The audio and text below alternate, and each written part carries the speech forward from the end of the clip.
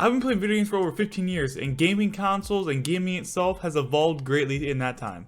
Since there's been so much evolution, I want to go through my gaming console history. So the first console I ever played on was the original Xbox. I'm not sure how many of you played on it, but that was my first console at 3 years old. I had an older brother, so he had it before me. It was in roughly 2005, which is actually when the 360 came out, but I was a little behind on the consoles.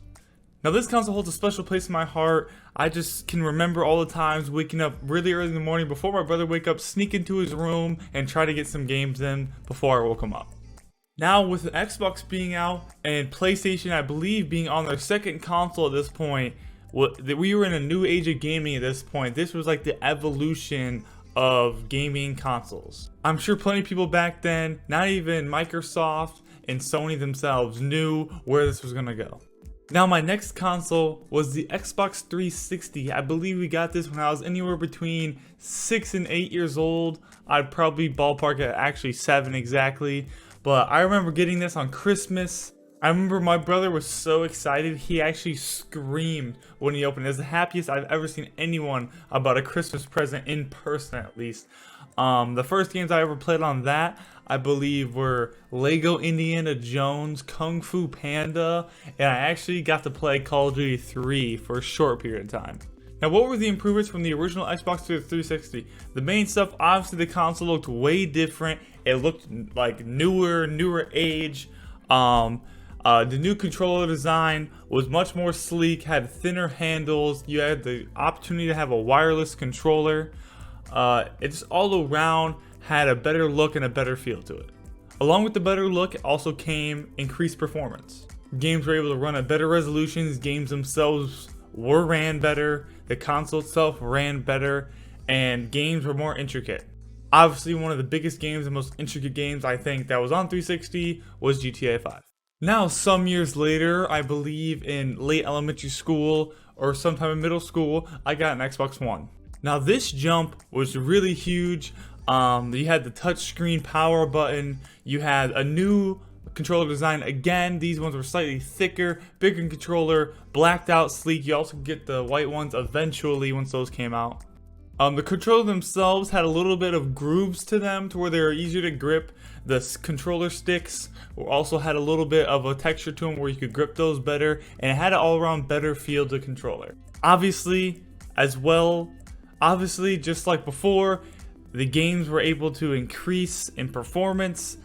Games looked better, they ran better. The console, probably had a longer life than the 360 had. The one takeaway I think we got from that is the size of games. Games took up way more space, and you ran out of room a lot easier with Xbox One games. I never had to worry about space on my 360. I never at one point was like, oh no, I'm out of space. I never had to worry about that because the games were really small. But if you want a game like GTA 5 on the Xbox One, that's a 50 gigabyte game. I mean, that game's massive, and you only have 500 gigabytes. That's a 10% of your storage space for one game. So if you have games that are roughly that size, you're gonna have maybe 10 games on your console. At 360, I had countless. Also on this console, I believe, because the games were more intricate and all that stuff, you had to actually download them. On 360, you grabbed the disc, put it in, game was going. But on Xbox, actually downloaded it to your system, which obviously I'm sure there's some type of performance or something that makes that better than obviously just only being able to put the disc in and probably get it from the server. Now here's where we start to pick up the pace on my upgrading of consoles. So next was the Xbox One S. I believe I got this for Christmas as well. This was the first console that allowed for, I believe, 4K HDR gaming. I remember playing games like the new Jedi Fallen Order, played that in 4K, it looked amazing. I believe one of the Assassin's Creed games I played on there also looked great on it. I really like that they made the graphics that much better. I mean, a game is so much more enjoyable, especially games that are open world games, when you have good graphics like that. Now, nothing really changed from this. There wasn't any big controller change. The body was slightly slimmer on the S than on the Xbox One. Obviously, performance upgrades, but outside of that, nothing huge changed. There wasn't a big jump. Now, only a year after getting my Xbox One S, I got an Xbox One X because I wanted it really badly. This one I also believe had the 4K capabilities. Nothing much changed I mean, the console looks slightly different. The controller was still the exact same. Really, there wasn't a big upgrade difference. I just wanted the new console. I'm sure there's more to it than just that, but obviously, as a casual game player, I couldn't tell a huge difference. In this time, though, they started changing their UI. It looked different. They had, like spring updates that they had coming out every year, and those were really enjoyable. I thought they were really cool. It was almost weird though, having to get used to a changing user interface, but it was definitely a cool aspect and I enjoyed it. Now, these consoles came out really close together, so I believe this started the trend of consoles that are very similar, but one is slightly better than the other, becoming a trend. The reason I think that is because obviously after this came the Xbox Series X and the Xbox Series S, which is essentially the same console. One is just slightly better than the other. I didn't have to worry about these though, because I jumped over both of those and I bought my first PC. Now, I went the cool guy route and I bought all the parts and built it myself.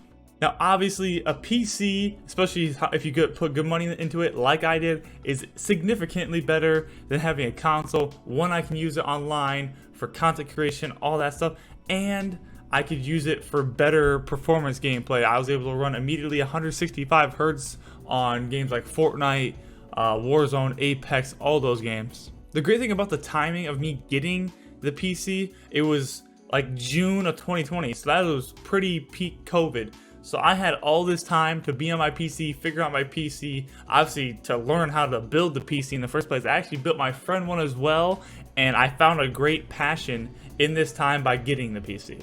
Just for some reference, I'll give you the specs of the PC I initially built. So my processor was an i7-9700K. I had a 2060 Super, 64 gigabytes of Corsair Vengeance Pro RAM, but I think at the time I actually only was able to use 32 because my motherboard was faulty, and I found that out months later. I had the same case that I bought initially. It's a Mutex case. I do want to eventually upgrade that, but I don't think I'm going to do that until I get a whole new PC to build. And then my most overkill part of my whole setup was a 1000-watt EVGA 80 plus gold power supply. Why would I get a power supply this strong when I don't need it? Simply, I wanted to say I have a kilowatt power supply. Now, if all you do is play video games, I do not recommend getting a PC unless you're a highly competitive gamer. If you have the potential to make legit money playing video games, go ahead and get a PC, because obviously that will help you and will allow you to do so. But unless you create content, have that much spare money lying around, or use it for homework or something, I personally don't recommend it. You can just get one of the newer gen consoles for $500, and if you want to play KBM, they're compatible. Both PlayStation and Xbox are compatible. You just got to get a little connector for them. Now, I'll give you my opinion on how much money I think is reasonable to spend on a PC. In my opinion, I don't see very good performing PCs under about $1,200. I think $1,200 plus price range is when it's realistic to look for a PC. Besides that, I think a console is going to run better. Like I said, it wouldn't make sense to get a PC that's cheaper than $1,200 or a PC really cheaper than even a little over $1,200 unless you use it for more than just gaming. But at the end of the day, it's your choice. If you want a PC, go ahead and get that thing. Personally, I prefer to build it because it's more fun. You get to learn about something new, and there's just an experience of doing it because you built that computer. But I know some people just aren't into that. They just want the PC and they'll go ahead and buy the pre-built. Well, that's fully up to date on my gaming console journey. Hopefully I'll build several PCs in the future. Hopefully I'll expand my plethora of consoles beyond just PCs, and I'll catch you guys up then. Thank you guys so much for watching the video. I hope you enjoyed. Hit that like button, comment on the video about what consoles you had, and don't forget to hit that sub button, hit the bell so you know when I post again, and I'll see you guys in the next one.